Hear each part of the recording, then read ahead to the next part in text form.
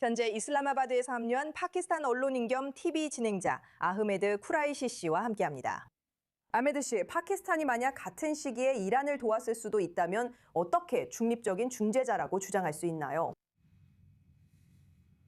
정확합니다. 니콜 씨. 모두가 궁금해하는 질문입니다. 하지만 흥미로운 점은 우리는 아직도 이란이 실제로 어떤 종류의 항공기를 보유하고 있는지, 그리고 정말로 보유하고 있는지에 대한 더 많은 정보를 기다리고 있다는 것입니다. 물론 파키스탄 정부는 이를 부인했습니다. 하지만 니콜, 지난 몇 주 동안 이곳에 있었던 우리들, 즉 파키스탄과 국제 언론인들 모두 이 공군 기지에 대해 알고 있습니다. 이곳이 바로 JD 벤스 미국 부통령과 다른 미국 관리들이 도착했던 공군 기지입니다. 그리고 이란 관리들도 마찬가지였습니다. 그래서 많은 국제 언론뿐만 아니라 미국 비밀 경호국 팀들과 이란 관리들과 함께 온 일부 경호팀들도 이 기지에 접근할 수 있었습니다. 그리고 물론 이 기지는 파키스탄 수도와 매우 가까운 곳에 있습니다. 그래서 저는 여기가 정말로 가장 좋은 장소는 아니라고 말하고 싶습니다. 제 말은 우리 입장에서 분석하기에는 말이죠. 만약 이란인들이 파키스탄의 물류를 이용하고 싶었다면, 왜냐하면 파키스탄이 분명히 이란 항공기가 이란 관리들과 함께 회담을 위해 이곳에 들어오는 것을 허락했으니까요. 그들은 중요한 항공기, 정보 수집용 항공기를 몰래 들여올 수도 있었을 겁니다. 가능성은 있습니다. 이란인들을 정말로 신뢰할 수는 없습니다. 하지만 정말로 이런 종류의 항공기를 숨기기에 여기가 최적의 장소일까요? 왜냐하면 미국 비밀 경호국이 최소 며칠 동안 JD 벤스가 도착하기 전 이 기지에 접근할 수 있었기 때문입니다. 그래서 미국 보안팀이 이 기지에 직접 있었습니다. 그리고 이란인들도 접근할 수 있었습니다. 그래서 그게 모두가 묻는 핵심 질문 중 하나입니다, 니콜. 이란인들이나 혹은 파키스탄인들이 정말로 이란인들이 일부 항공기를 숨기는 것을 돕고 싶었다면 미국 비밀 경호국 FBI 그리고 JD 벤스 미국 부통령과 같은 미국 고위 관리들을 보호하는 다른 요원들이 완전히 접근할 수 있는 기지를 선택했을까요? 그래서 그 점이 우리가 여전히 답을 찾고 있는 핵심입니다. 그게 첫 번째입니다. 또 다른 점은 파키스탄이 정말로 이란 정권을 위해 이렇게 위험을 감수하고 이런 일을 하겠느냐는 겁니다. 실제로 파키스탄이 미국과의 관계를 강화하려고 하는 시점에 미국을 상대로 이중적인 행동을 할 수 있을까요? 워싱턴과는 정말로 오랜 세월 동안 불안정하고 좋지 않은 관계를 이어왔습니다. 적어도 군사적으로는 아니더라도 정치적으로는 그랬죠. 그렇다면 파키스탄이 정말로 이런 위험을 감수할까요? 파키스탄이 이렇게 할 만한 즉각적인 유인은 보이지 않습니다. 주된 이유는 물론 워싱턴과 좋은 관계를 유지하고 싶어 하기 때문이고, 또 이란과의 관계 자체도 매우 불안정했기 때문입니다. 불과 2년 전만 해도 바로 이 이란 공군, 즉 CBS가 언급한 몇몇 항공기가 소속된 IRGC 공군이 실제로 파키스탄을 탄도미사일로 공격했습니다. 그리고 파키스탄도 보복했습니다. 이 일은 2024년 1월에 일어났습니다.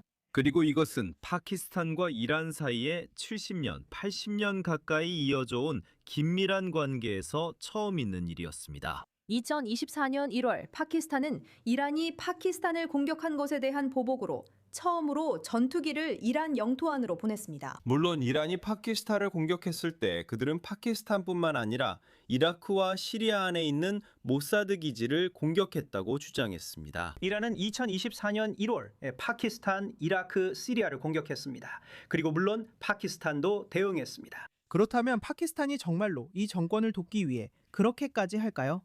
사실 이 정권은 전례 없는 조치를 취했는데 말이죠. 알다시피 파키스탄과 이란은 팔라비 왕조 시절 동맹이었습니다.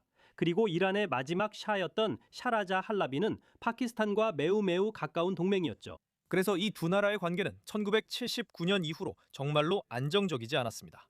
그리고 참고로 니콜, 이 두 나라 모두에 대해 말하자면 이게 제 마지막 포인트입니다. 이 두 나라는 또한 아프가니스탄, 걸프, 중동, 그리고 인도와 관련해서는 남아시아에서도 전략적인 경쟁을 벌이고 있습니다. 파키스탄과 이란은 인도와 각각 다른 종류의 관계를 맺고 있습니다. 그래서 흥미로운 이야기이긴 하지만 우리는 이것이 실제로 일어난 일인지 더 잘 이해하기 위해 더 많은 세부 정보를 찾고 있습니다. 이란이 파키스탄의 물류를 이용해서 그들의 가장 중요한 항공기 중 일부를 들여온 것일까요? 아니면 실제로 파키스탄이 이란 측이 이렇게 하도록 허락한 것일까요? 그리고 파키스탄이 왜 이런 일을 했을까요? 참고로 니콜, 이 회담이 진행되는 동안에도 지난 2주 동안 긴장이 있었습니다. 이란 국영 언론의 일부 논평가들은 실제로 파키스탄의 역할을 비판하기도 했습니다. 그들은 파키스탄이 미국 편에 너무 치우쳐 있고 공정하고 중립적인 중재자로서 행동하지 않는다고 말했습니다.